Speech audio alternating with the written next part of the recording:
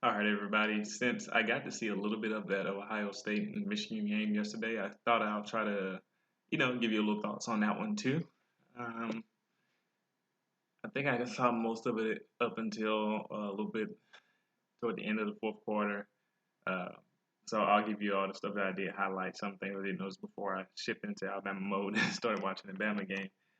Uh, yeah, my first impression was that Michigan really they outplayed Ohio State for the majority of that game. I didn't see the overtime. I didn't see the last half of the fourth quarter, but up until that point, Michigan outplayed Ohio State, and if that continued for the rest of the game, then honestly they should have won that game.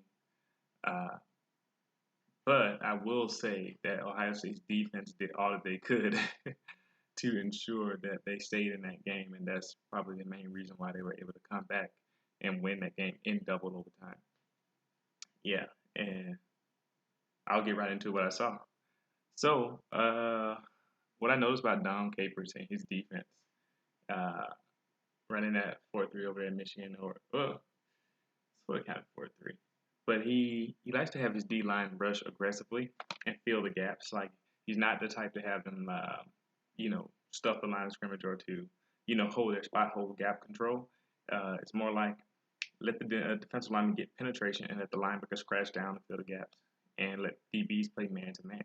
In a lot of ways, that's similar to that philosophy is to let the front seven handle, run and a pass rush and let your DBs play the receivers. They're similar to the Nick Saban type of philosophy. So it was really interesting to kind of get a feel for the Michigan defense. Also, uh, Spate, the quarterback for Michigan, he impressed me yesterday. A lot of throws, a lot of things that I found interesting. Uh, he's really accurate and knows where he has good ball placement.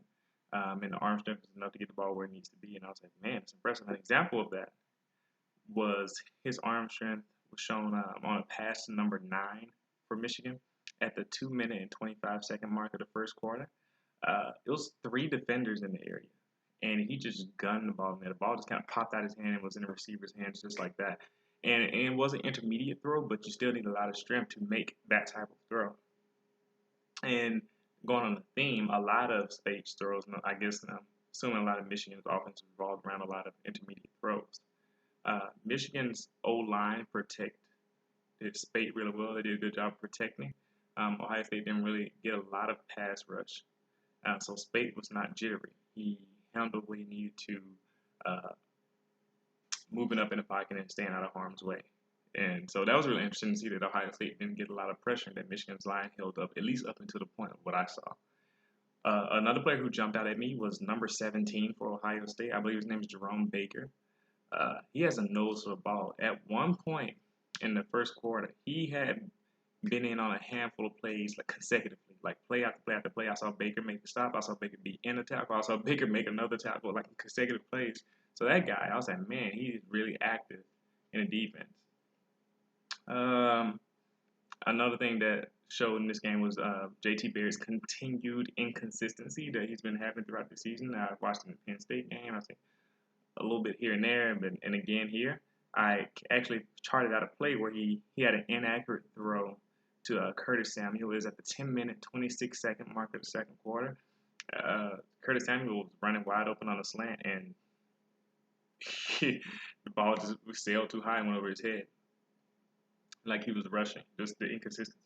Also, another example of his inconsistency is that he holds on to the ball too long, and I think I when I charted this example, it was maybe the second or third time that he did it, but he held on to the ball too long again at the 9 minute and 15-second mark, and I think he took a sack there, or got hit or something like that. Of the second quarter, 9 minutes 15-second mark of the second quarter. This was also a pretty good player to jump out at me. Number 73 for the Michigan defensive line. That guy can really, really move. He can. So at the 8 minute and 40-second mark of the second quarter, I saw this guy. I think his name is Hurst. He was on a twist and he went from the left side of the defensive tackle position all the way around the left tackle for Ohio State, beat the left tackle, and was impacting JT Barrett's throw. That guy has motor, he can move, and he did a great job of utilizing that twist. And it shows you also Ohio State's offensive inconsistency because he had the time to go around their whole line. around the 5 minute 50 second mark of the third quarter. No, of the second quarter, 5 minute 50 second mark of the second quarter. On the third down and one, OSU tried to run the ball and they got stood up by the whole Michigan defensive line and they did it easily. You got to go watch that play. The Ohio State offensive line looked bad there. The Michigan won that battle. This was really interesting to see because Hurst again, he jumped out of film at me. Hurst pushed Ohio State's left guard completely into the backfield on this play. It was a 5 minute 8 second mark of the second quarter. Go watch that play. Go around that time. Look it up on YouTube or however you see the game, how you get it recorded. Go see Hurts just absolutely blow up the left guard for Ohio State and push him into the backfield. That show takes a lot of strength and a lot of good technique. So that was impressive. Another guy who came out every once in a while, saw a couple plays, was Raekwon McMillan for Ohio State. At the 4 minute and 10 second mark of the second quarter, he came on a blitz that Jerome Baker did earlier in the game, and as a matter of fact, this is how one of the reasons why Ohio State stayed in the game, because their defense. So early in the game, Baker did a blitz over the left guard and center that forced a pick six that Ohio State got their first touchdown on. Raekwon McMillan came on this same blitz on an ensuing drive or a couple drives later, and he also wreaked havoc on this play. Caused J.C. Barrett to make a mistake. Not J.C. Barrett. Caused Speight to make a mistake, or he had to get rid of the ball. I forgot exactly what was the outcome of that play, but it was positive for Ohio State. So that blitz, it was apparently effective against Michigan. And so I know future opponents of bowl game, they might try to do a similar thing. So watch out if you're going to watch the Michigan bowl game. Watch to see if opponents try to bring a blitz over the left guard and center. Speight, again, had an impressive, accurate throw. I gave another example because I want you to see what I was talking about. To number 82, I think his name is Darboh. Speight threw the ball to him about the 3 minute, 10 second mark in the second quarter. And, it's just the thing that he puts it in the right place. Just go look at that play, give you an example. Another time that Michigan protected extremely well was around the 1 minute mark, like exactly the 1 minute mark at the second quarter. There was no pressure at all from Ohio State. In Michigan, they were doing that consistently up until the point in which I stopped watching the game. So the fact that Ohio State stayed in the game was just credited to the defense and the fact that Michigan was making mistakes. And there's no way they should have won that game based on what I saw early on.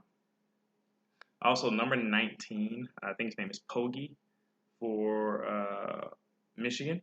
Yeah, Poggi for Michigan. He had a really, really nice block on McMillan to secure. They had a goal line touchdown like right before halftime, like 6 seconds left before the half ended. And he made that play. A lot of people were commenting on the line in the middle, but Poggi getting in there, blocking McMillan, and allowed the Michigan guy to get right in for a touchdown.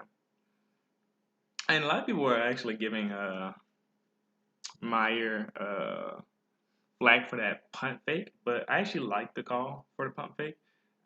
Sometimes you have to be aggressive, and taking risks is taking risks. It's going to either be positive or negative. And some people say, well, just be conservative and don't take risks. But then you'll say the offense is too conservative or the team is too conservative, and you'll be blaming them for being Les Miles. And, and fans just get really fickle about those things. But I actually like that fake punt call, even though it didn't work.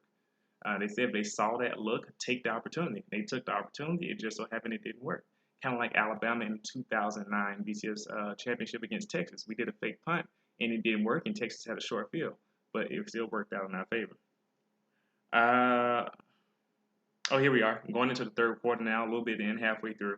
I saw another good throw by Speight. See, I'm giving you this is the third or fourth example right now to Darboh again. Darboh is probably their best receiver from what I saw. His ability to be open and run good routes.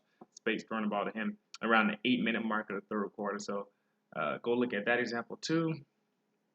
Michigan again, here we are. Third quarter had a good pass protection once again at the 6 minute 40 second mark of the third quarter.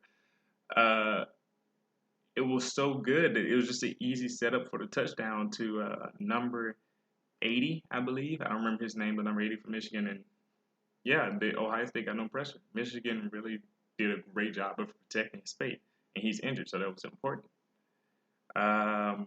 And finally, here I got some excellent pass coverage, an example of that, and pass coverage and athleticism by Jerome Baker at the 1 minute 35 second mark. He got an interception here, 1 minute 35 second mark of the third quarter, right before the fourth quarter, and Jerome Baker elevated and got the interception. Spade, I guess, just didn't see him. He overlooked him and tried to fit the ball into the receiver. And that was just another one of those mistakes that led to Ohio State being able to stay in the game and ultimately being able to come back and win in the double overtime. And so I kind of stopped there because as I moved on and started doing other things and watching more football. But based on what I saw and some of those things, I was like, yeah, Michigan played really well. It's just they made those mistakes, and Ohio State's defense capitalized, and they were able to come around. So, anybody who's watching this, Michigan fans, Ohio State fans, let me know, what did you see? If you think I'm wrong, let me know. If you agree or you found something else interesting, put comments in the video. I'd love to hear what you guys think. Thanks for paying attention, and I'll be back.